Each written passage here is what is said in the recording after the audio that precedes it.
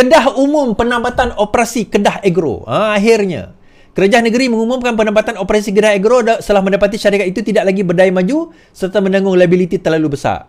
Menteri Besar Datuk Seri Sanusi berkata anak syarikat milik pembenaran MBI itu tidak boleh ditutup terus kerana masih mempunyai aset yang perlu dicairkan.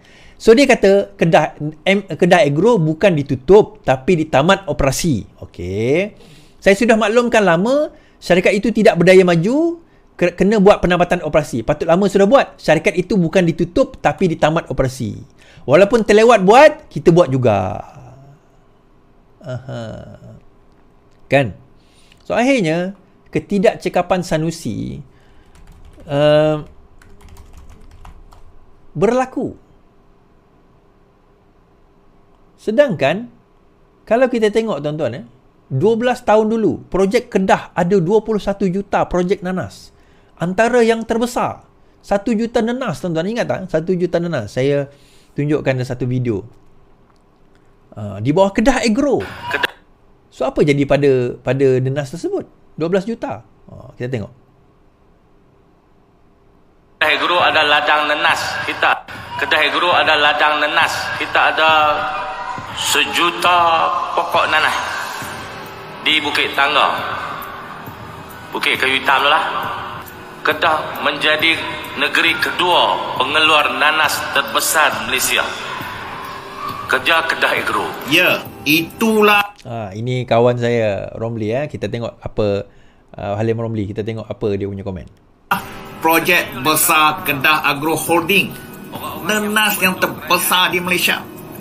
Itu berlaku di zaman pemerintahan PAS semasa Sanusi menjadi setiausaha politik. Kemudiannya, kononnya selepas diambil oleh kerajaan BN, habis rosak. Selepas 2013 tu, dia suka scrap off. Ladang-ladang itu jadi semak samun.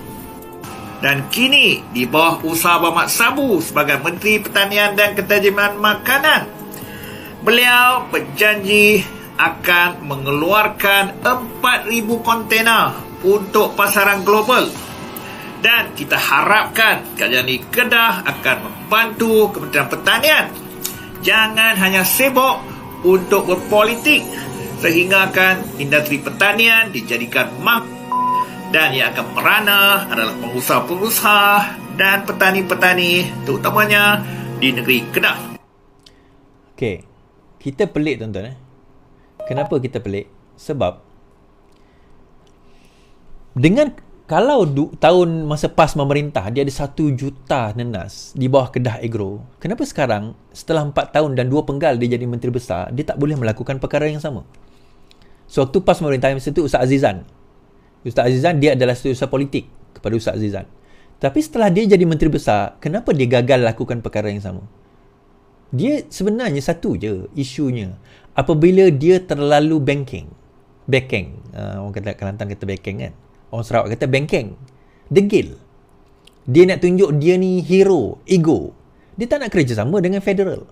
Mak Sabu kata dia boleh kerjasama, boleh hasilkan 4,000 kontena. And dia tak nak buat. Dia tak nak buat. Kerjasama tu tak ada dan akhirnya siapa yang kena tuan-tuan? Rakyat yang kena. Kerajaan, rakyat yang menderita. Negeri yang menderita. Okey. Itu yang berlaku.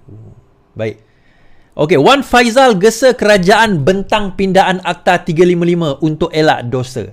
Ahli Parlimen Machang Wan Ahmad Faizal, Wan Ahmad Kamal menggesa kerajaan membentangkan cadangan pindaan Akta Mahkamah Syariah bidang kuasa bagi mengelakkan dosa kerana tidak melaksananya. Mengelakkan dosa, menerusi hantaran di Facebook Wan Faizal berpandangan cadangan pindaan itu perlu bagi memulihkan imej Mahkamah Syariah yang beberapa pihak mencabar kuasanya.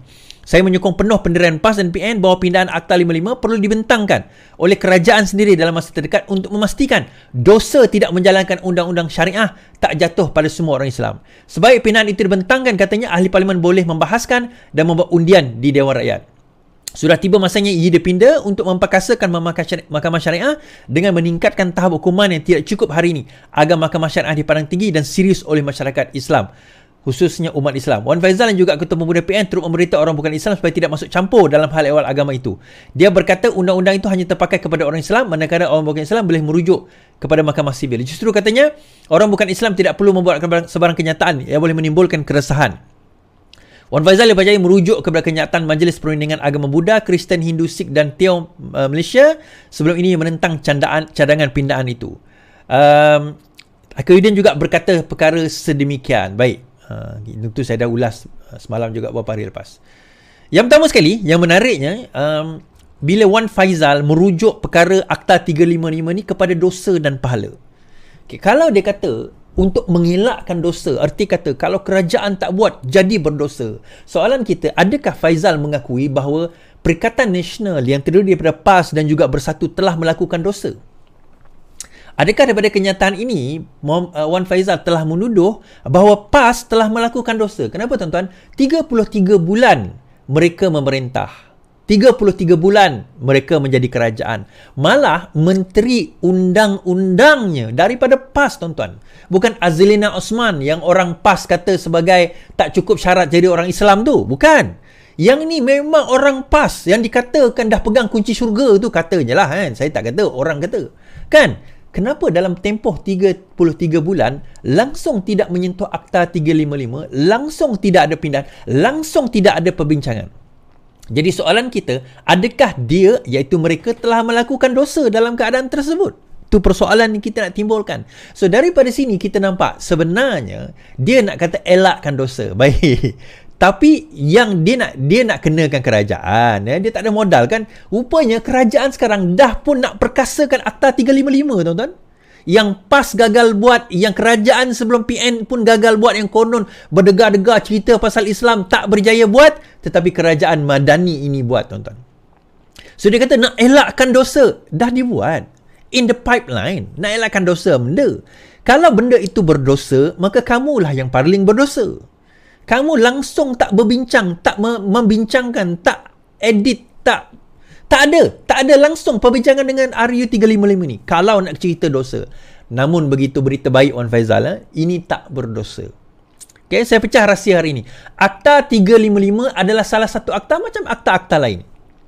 Tidak ada dalam undang-undang, tidak ada dalam hukum Islam mengatakan wajib kita mengadakan undang-undang syariah Islam. Tak ada. Maksudnya dalam Islam tak ada undang-undang lah. Jangan kata benda yang aku tak kata. Saya kata dalam undang-undang Islam, dalam hukum syariah Islam, tidak wujud perkataan undang-undang syariah Islam. Di dalam Islam kita wujud undang-undang. Dia tak ada syariah, tak ada syariah. Dia ada syariah, tak ada yang tak ada syariah. Tak ada, tak wujud perkataan itu. Apa saja undang-undang yang tidak bercanggah dengan Al-Quran dan As-Sunnah, maka itulah undang-undang Islam.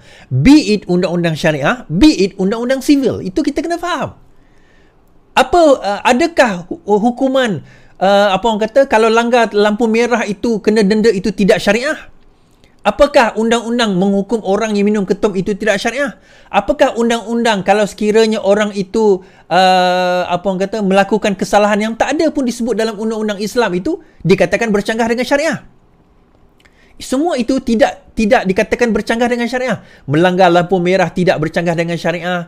Membuat undang-undang, kalau katakanlah penjara juga tidak bercanggah dengan syariah.